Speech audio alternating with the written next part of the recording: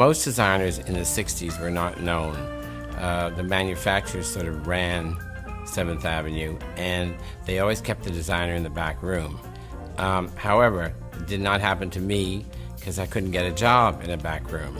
So I had saved some money and started out on my own. So I was really known from my first major collection. They knew about me.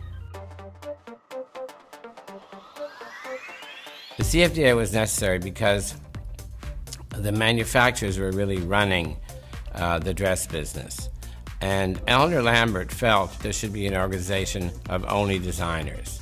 So the first 50 members of CFDA were really a group that Eleanor Lambert had gotten together that were all designing designers. Anne Klein and Bill Blass and Jeffrey Bean and there were 50 of us, as I said, myself. But of course, I was just starting out, and Bill was really just coming out of the back room, and Jeffrey also. But we all were named designers. I think the designers became known because, they're designers. I mean, they were not making the rules the way the manufacturers were. They were shooting down all the rules, if you like. They were not going along with the everyday business of running a business. They were obviously more creative, and they wanted their own forum, and CFDA certainly gave it to them.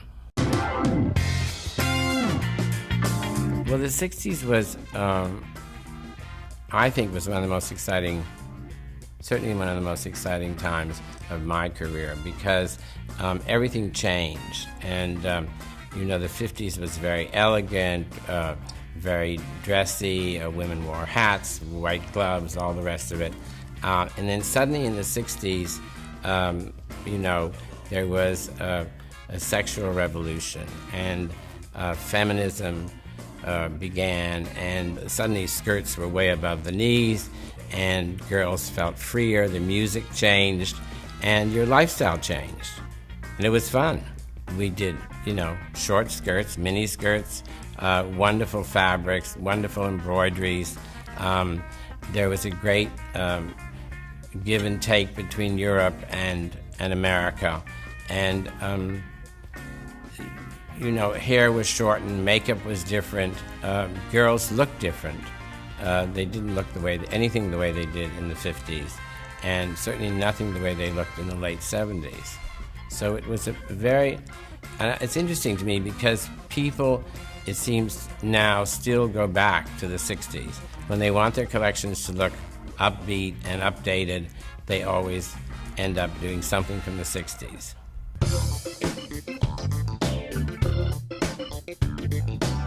In the 70s, of course, drugs became a way of life.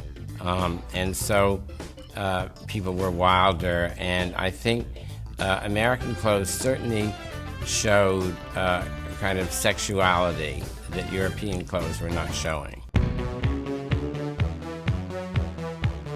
The 80s for me was sort of almost a rebirth of the time of the 60s, because there was great flamboyance, and of course I loved it because I don't do minimal clothes, so I loved anything that looked grand and great and exciting, and the 80s was sort of that kind of dressing. We came out of a very dreary period in the 70s, I think, anyway. Clothes looked sort of dowdy and, longer skirts, and the whole thing just looked dreary to me. And but then the 80s came, and there was color and opulence, and women loved the idea of getting dressed up. And this thing stopped of going from the office right to dinner. Suddenly, girls went home, changed, and went on to what they were going to do in the evening. And I thought that was wonderful.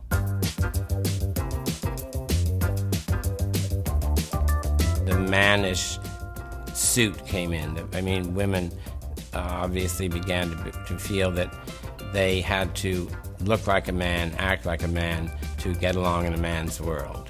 And so there was a definite change for, broad shoulders, tailored-looking clothes, and trousers, and whatever a woman felt at that point that she had to do to be on a competitive level with her man.